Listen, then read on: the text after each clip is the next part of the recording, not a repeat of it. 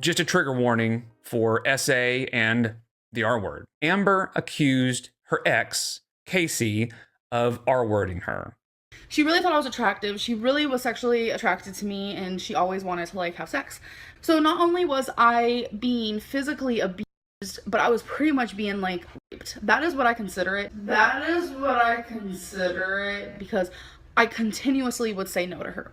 And it's interesting back then that she said, I was pretty much R-worded. That is what I consider it.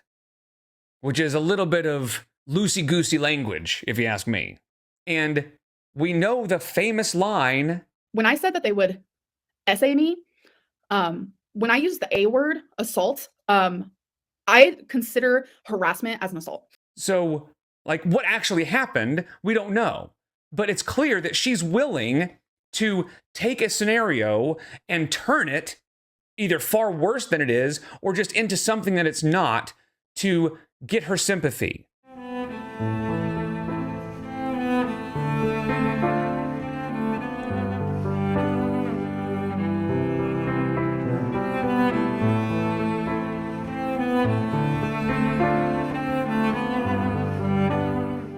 RAPE, rain and petals, eavesdrop. I used the wrong word.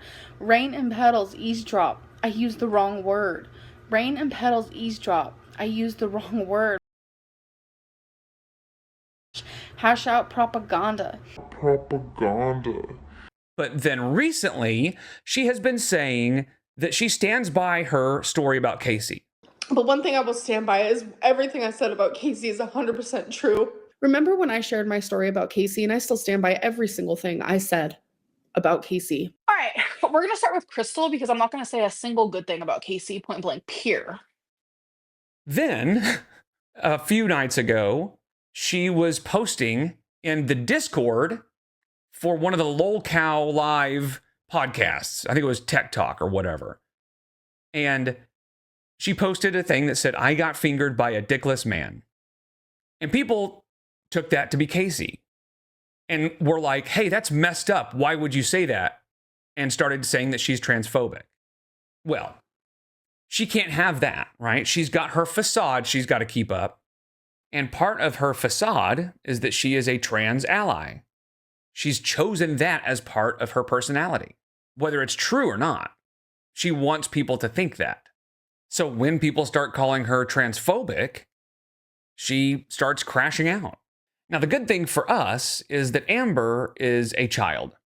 And as such, when she decides she wants to clear up a rumor, she does it live. And she does not think about what she's saying.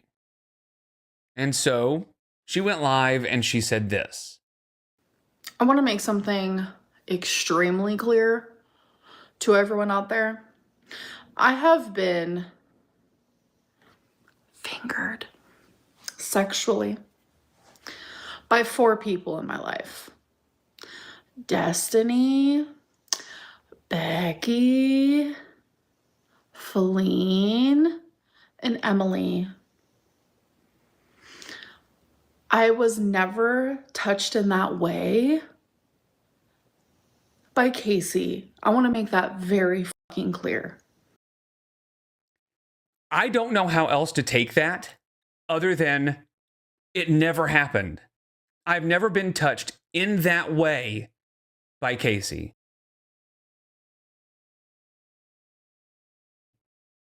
Then what happened? Because I understand that there are other ways to experience stuff together. I don't want to mention any because we're talking about Amber and I don't want to picture any of that. But at first she says, I was digitized sexually by 4 people. And she lists the names and she says, Casey never touched me in that way, meaning sexually. That's the only way I can take that. We know Amber is a pathological liar, and I think she spends most of her days, and I think she used to do this more back when she was a little younger, but we know she spends her days doing nothing, so I think she sits around and thinks of stories to tell about contamination OCD and stuff like that recently. But back then, a story about being R-worded was a perfect opportunity to get sympathy and be a victim. So it's story time. And she doesn't think about the effect that story will have on anybody else. She's just excited to tell her audience the story.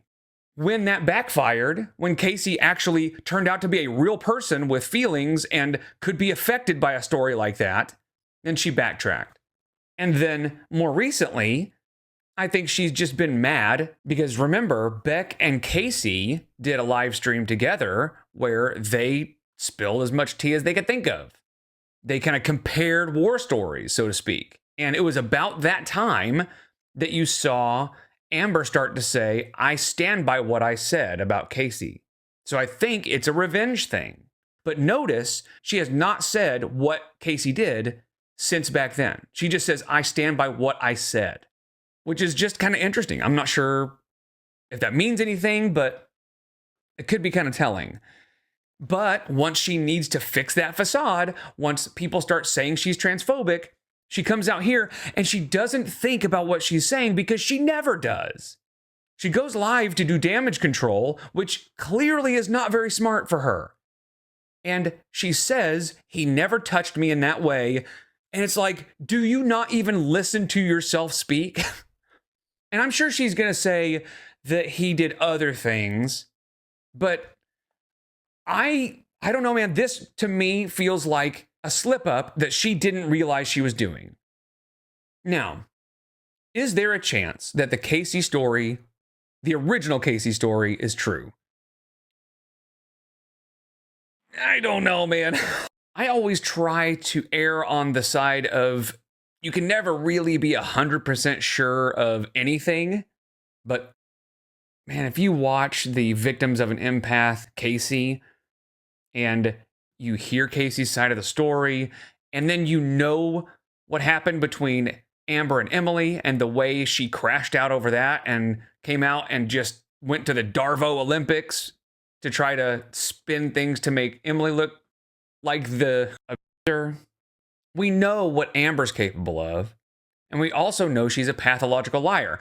We also know that she will twist the narrative to make herself the victim in every single scenario. Begun a show that keeps haunting me. The haunt is the demon I'm trying to escape the pain and outwardly insane, escape the thoughts and the online taunts. Just admit you were wrong and play a different song. Admit the guilt you've sown like a misguided basket case of poisoned sentences. My life is my story, but yet you've written a chapter. I'm my own narrator, yet you stole the pen to deny, to lie, to pry in a life that was fine. Here are the facts. You lied about your name right off the bat, but still called me insane. You put a ring on my finger, promised me forever, yet you kissed her. My mental hygiene has been rotten and stirred. Listen, my heart doesn't beat for you. I don't bleed for you. I don't need you. Social media needs this. A drama story, something to decipher, something to dissect, to entertain, to observe, to twist and to melt over. It's not fair for strangers to pick a side to bash and a side to hate, a side to love and a side to hash.